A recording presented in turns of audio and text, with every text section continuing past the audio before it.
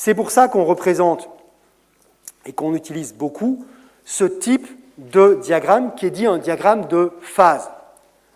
Ici, on n'a que des états, donc c'est aussi un diagramme d'état. D'accord?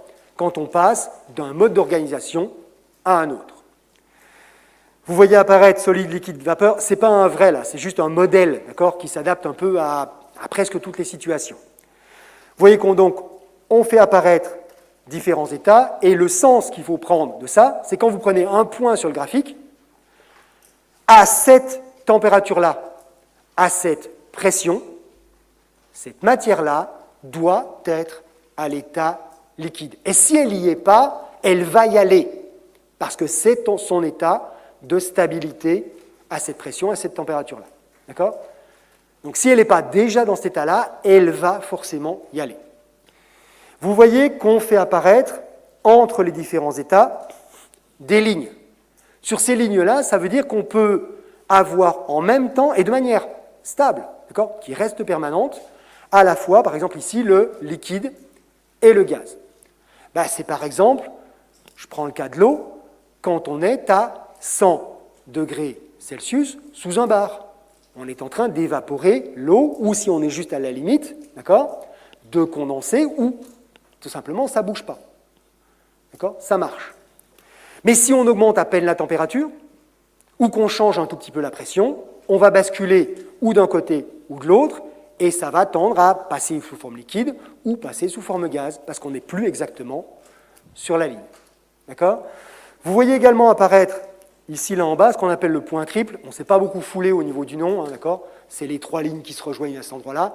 Donc ça veut dire qu'à cet endroit-là précis, on peut avoir en même temps le solide, le liquide et le gaz sous forme stable, qui cohabitent. C'est un seul point, hein. Ça correspond à une pression, une température. Ça ne se discute pas, d'accord? Il n'y a qu'un choix. Et puis on voit apparaître ici ce qu'on appelle donc le point critique. Et bien, dès l'instant où on dépasse cette pression ou cette température, on aura le fluide supercritique, celui que je vous ai montré en vidéo dans le cas du dioxyde de carbone. D'accord? Donc ce n'est plus un gaz, c'est plus un liquide, c'est un fluide supercritique, au-delà de ce point-là. Donc la courbe là, ici, s'arrête. Je vais également attirer votre attention sur la forme, ou plutôt la pente que prend cette droite-là qu'on appelle le solidus, donc la transition entre solide et liquide. Et si vous regardez bien, si on prend un liquide et qu'on augmente sa pression sans changer sa température, qu'est-ce qui se passe? Ben, en comprégnant, en compressant, on oblige les molécules à ne plus bouger, d'accord? Et donc on va transformer, sans changer la température, notre liquide en solide. C'est le comportement de pratiquement tous les corps que l'on peut trouver dans la nature. Pratiquement. Je laisse ça en suspens, on y revient juste après. D'accord? Là, ben pour le coup, et vous ne le notez pas, hein, vous ne prenez pas de commentaires, c'est juste un exemple, ben vous avez celui du dioxyde de carbone, j'en avais déjà parlé, donc je le sors directement, et vous voyez que c'est quasiment une reproduction du modèle général. D'accord? Tout correspond. Le solidus est penché du bon côté, vous avez bien le point triple.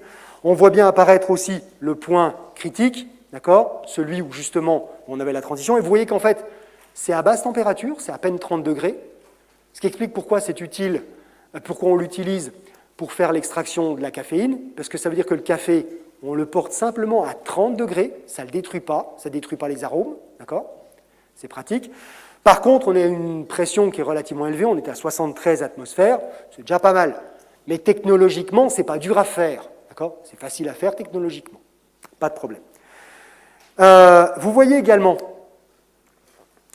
que si on prend un extincteur à dioxyde de carbone, vous savez les grosses bouteilles rouges là, qu'on a, ce qu'on a à l'intérieur, c'est du dioxyde de carbone liquide, parce qu'on est aux alentours de 15, 20, 25 degrés, température ambiante, avec des pressions qui sont très élevées, c'est donc pas du gaz, c'est du liquide. Mais au moment où on appuie sur la poignée, qu'est-ce qui se passe? On fait baisser la pression et on tombe à 1 atmosphère. Poum! D'un seul coup, on descend. Donc on passe du liquide au gaz. Et comme ce gaz s'est détendu, en même temps, mais vous verrez ça en thermo, il se refroidit. il se refroidit très, très, très vite. Donc, on est d'abord descendu verticalement, c'est devenu un gaz, et dès qu'il est descendu, au moment où il sort de l'extincteur, il est froid. Et s'il est vraiment très froid, continuez la ligne à une atmosphère, ça devient un solide, de la neige carbonique. Le truc blanc qui sort des extincteurs. D'accord ? Donc on a un liquide dans la bouteille qui sort instantanément sous forme de gaz, mais gaz qui, comme il est en train de se détendre, est super froid et donc se transforme instantanément en neige carbonique. Et c'est pour ça qu'un extincteur à neige carbonique, ça éteint bien les feux, pour deux raisons. D'abord, un, c'est du dioxyde de carbone, donc ça coupe l'arrivée de dioxygène sur le truc qui est en train de brûler, c'est pas plus mal. Et en plus, c'est à moins 80 degrés, donc ça refroidit quasiment instantanément le truc qui est en train de cramer. Et comme on a besoin d'énergie pour entretenir un feu et une combustion, ça coupe la source d'énergie quasiment instantanément. Et en plus, ce qui est cool avec le dioxyde de carbone, c'est que c'est un gaz qui s'évapore instantanément, qui ne laisse pas de traces, il n'y a rien à nettoyer derrière, juste on a éteint l'incendie localement. D'accord ? Eh bien, ce que je viens de faire là, rapidement, d'expliquer comment ça fonctionne, on peut le faire sur des schémas. Ouais, qu'est-ce qu'il nous fait là ? Ça va pas ? Ça ne ressemble pas au modèle de tout à l'heure, il y a des traits partout, c'est quoi ce bazar ? Oh, ça, c'est tout simplement celui de l'eau. C'est juste l'eau. Voilà. Donc, ce n'est pas toujours le modèle de base qu'on obtient. Le modèle simplifié qu'il y avait tout à l'heure, quelquefois, il est un peu plus complexe. Et vous voyez que là, clairement, d'abord, c'est un peu bizarre au-dessus, là, sur la partie liquide. Ça ne continue pas, ça se referme. Oui, au bout d'un certain temps, quand on augmente trop la pression, de toute façon, on aura tellement serré qu'on finira par faire effectivement un solide. D'accord ? Donc ça, ce n'est pas très étonnant. Et avec l'eau, ce n'est pas très difficile à faire. Mais c'est surtout sur cette partie solide où on a quelque chose de différent de ce qu'on avait tout à l'heure. Il n'y a pas un type d'eau solide. Il n'y a pas un type de glace. Il y en a plein, énormément. Au minimum déjà 18. D'accord ? La dernière version de glace qu'on a trouvée, c'était l'an dernier ou juste l'année d'avant, je ne me rappelle plus, d'accord ? Qui est une glace extrêmement bizarre, parce qu'elle est opaque et noire. Mais on l'obtient à des pressions qui sont juste gigantesques. On met 2 diamants l'un au bout de l'autre, on met une pression de malade, d'accord ? Et c'est la glace qu'on obtient entre les 2 pointes de diamant. Et pas à chaque fois. Voilà. Donc, ce n'est pas quelque chose qu'on voit tous les jours. Nous, on est confronté qu'à un type de glace, c'est celle qui s'appelle un H sur le graphique que vous avez là. C'est-à-dire dans les gammes de pression et de température auxquelles on a facilement accès. C'est cette glace-là. Mais si on augmente la pression, si on baisse la température, on va obtenir d'autres types de glaces. Et ça, on peut le trouver aussi sur notre planète. Vous imaginez par exemple que la glace qui se trouve sous la calotte polaire au Groenland, avec la masse qui se trouve au-dessus, il y a toutes les chances qu'effectivement, ce ne soit pas de la H, ce soit autre chose, parce que la pression, elle va être colossale. Il y a 3 km d'eau au-dessus de la tête, évidemment que la pression, elle est énorme. D'accord ? Donc on peut les obtenir aussi naturellement. On n'y est pas confronté tous les jours, évidemment, mais c'est possible. Vous voyez également que l'eau a aussi un point critique, mais qui se situe, comme vous pouvez le voir, aux alentours des 500 bars, 500 fois la pression atmosphérique, c'est déjà beaucoup, et à une température relativement élevée qui correspond aux alentours à un peu plus de 300 degrés Celsius. Donc c'est pareil, ce n'est pas les genres de trucs qu'on obtient tous les jours. Et qu'on utilise de toute façon très peu, parce que sous cette pression et à cette température, l'eau est extrêmement agressive et a tendance à bouffer à peu près tous les tuyaux dans lesquels on peut essayer de la faire passer. Donc on n'utilise pas, très peu, l'eau supercritique. Mais si on revient dans des pressions, températures qu'on connaît un peu mieux, vous voyez les 2 points que vous connaissez bien.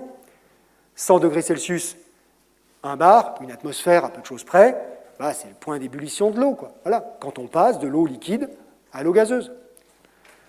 Toujours sous 1 bar, mais vous voyez que quand on passe de l'eau liquide à l'eau solide, c'est à 0 degrés Celsius. D'accord ? C'est des choses que vous connaissez. 273,16, enfin 0,15 Kelvin, c'est ce que vous avez là. D'accord? C'est des choses qui sont connues. Il n'y a pas de souci particulier. Mais je voudrais qu'on regarde un peu plus précisément la barre du solidus dont je vous avais parlé tout à l'heure. Elle part du mauvais côté. Elle avait tendance à pencher du côté des liquides précédemment, et c'est ce qui est normal. On augmente la pression, ça contraint, donc ça devient un solide. Dans le cas de l'eau, quand on augmente la pression, regardez ce qui se passe, ça redevient liquide. Vous prenez un bloc de glace à 0 degré, vous appuyez dessus suffisamment pour vraiment faire monter la pression, ça fond. Elle fond, elle redevient liquide là où est exercée la pression. Et c'est un comportement qui n'est pas du tout habituel. Mais ça permet d'expliquer certaines choses. Imaginez un patineur. Allez, on va lui donner, pour simplifier les calculs, une masse de 100 kg. Quelle pression il exerce sur les patins? Une pression, c'est une force divisée par une surface. Une force, dans le cas du poids, c'est la masse fois la constante gravitationnelle. D'accord? mg. Il fait 100 kg. G, on va simplifier, on ne va pas prendre 9,80, on va prendre 10 pour simplifier les choses. La surface des patins, ça fait à peu près 2 cm², on va dire quelque chose comme ça, d'accord? C'est fin en patin. Ça veut donc dire que notre patineur là, de 100 kg, sous les patins, il y a 5 mégapascales. C'est pas rien, 5 mégapascales. 5 millions de pascals. D'accord? La pression atmosphérique, c'est 100 000 pascals. Ça veut donc dire que notre patineur, là, s'il est sur de la glace à 0 degré, en faisant rien, juste appuyer comme ça, la glace, elle est en train de fondre sous ses patins. C'est donc de l'eau. Et l'eau est un excellent lubrifiant. Il se casse la gueule. Ben oui, c'est normal. D'accord? Parce qu'effectivement, la glace qui était bien solide au départ, elle est devenue liquide, on a un lubrifiant, ça commence à glisser.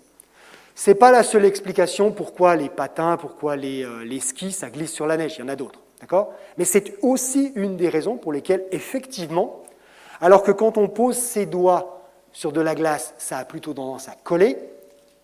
Vous avez peut-être vu quelques images sur Internet de gosses suffisamment crétins pour aller mettre la langue sur quelque chose de super froid et de rester collé. D'accord? Ça gèle, on a un peu d'humidité sur les doigts, ça gèle. D'accord? On a un peu d'humidité sur la langue, ça gèle. Donc il faut être vraiment con pour faire ce genre de truc-là. Mais quand on appuie vraiment fort, au contraire, vu que ça fond, ça lubrifie et ça peut partir.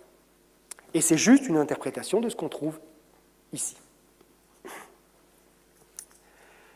Et puisqu'on en est dans l'interprétation, je vais vous poser une question.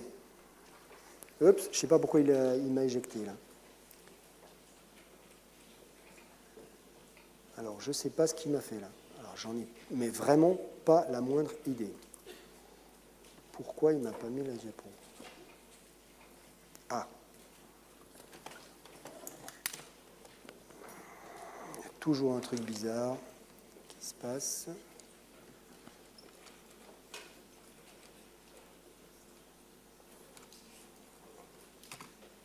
Et je ne sais pas pourquoi il ne veut pas. On ne monte pas trop le volume, les enfants de la patrie. Là.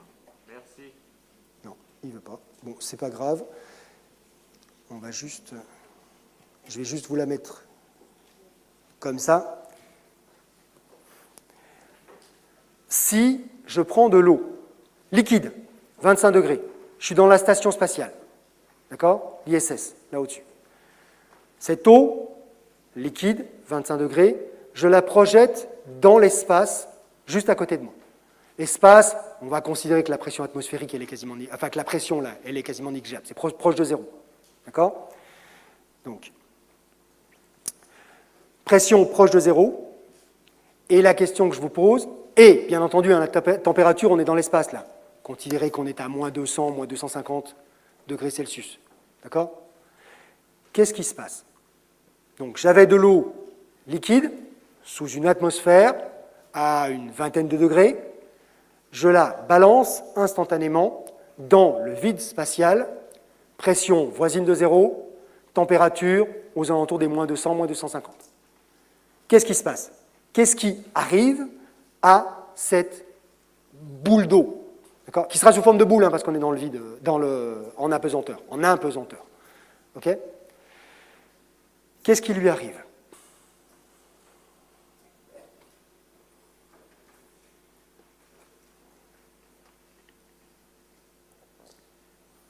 Vous ne pouvez pas répondre, hein, parce qu'il ne veut pas lancer la question. Hein. C'est pas grave, j'essaierai de voir ce que c'est, mais réfléchissez-y. Donc, première proposition, elle bout. Deuxième, elle gèle. Troisième, elle bout et elle gèle. Les deux en même temps.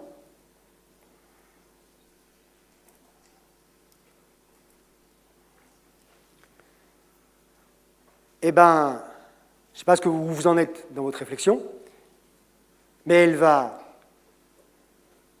évidemment bouillir. Quand je passe dans le vide spatial, je supprime instantanément la pression. Donc ça veut dire que j'étais sur un de ces points-là, d'accord? Pression atmosphérique, liquide, et instantanément, la pression chute. J'ai franchi, donc instantanément, cette barrière entre les deux. Elle va se mettre à bouillir. Et en bouillant, il va se passer quoi? Elle perd, quand on s'évapore, hein, ça se détend, donc on perd de la chaleur. Elle se refroidit. Si elle ne réussit pas à bouillir dans sa totalité instantanément, il y en a une partie qui va juste se refroidir. On a baissé la température, après on va baisser la température. Donc, c'est-à-dire que le gaz que je viens de former, là, quand c'est rentré en ébullition, va se refroidir, donc je vais faire de la neige. Voilà ce que je suis en train de faire, d'accord? Donc d'abord un gaz qui gèle, c'est de la neige. Mais si ma boule d'eau est suffisamment grande, d'accord, elle ne va pas pouvoir bouillir instantanément, je vais avoir quelque chose qui va simplement baisser en température. On a baissé la pression, mais on a baissé la température. Et on continue à baisser la pression et baisser la température. Mais on est passé, cette fois-ci, sur la ligne du solide. Elle gèle. Elle gèle. Et puis au moment où on a franchi la première flèche là, on est à la frontière entre le solide et le liquide. Il y en a peut-être une partie qui va se sublimer. D'accord? On refait à nouveau du gaz. Ça ne change rien, c'était gelé de toute manière. Donc elle va bouillir et elle va geler. On va obtenir de la neige, quoi, tout simplement. De la neige d'eau, mais quasi instantanément. Mais c'est parce qu'elle a d'abord bouilli qu'effectivement, on va avoir une neige probablement relativement fine. Peut-être avec des cristaux dedans, mais ça dépend de la quantité qu'on va obtenir. D'accord? Si vous voulez imaginer à quoi ça ressemble, vous avez peut-être déjà vu ça dans des vidéos sur Internet, quand il fait très, très, très froid. Vous prenez un pot d'eau, vous le balancez en l'air quand il fait moins 10, moins 15, et en fait, vous formez quasiment instantanément de la neige. Ça va ressembler un petit peu à ça, en fin de compte.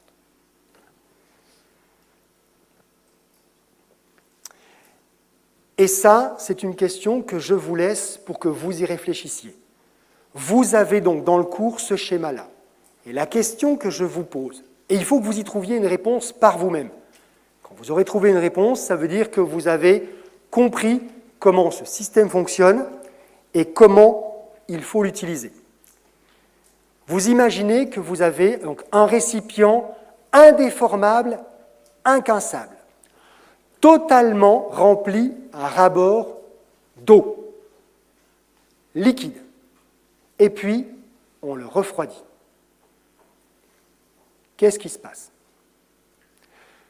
Si votre récipient, c'est une bouteille d'eau, hein, vous la mettez au congélateur, vous savez ce qui se passe. Hein.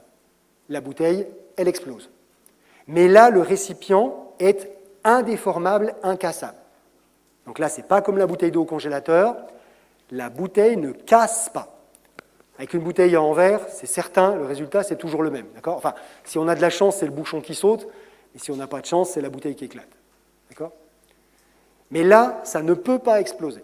Donc, qu'est-ce qui se passe?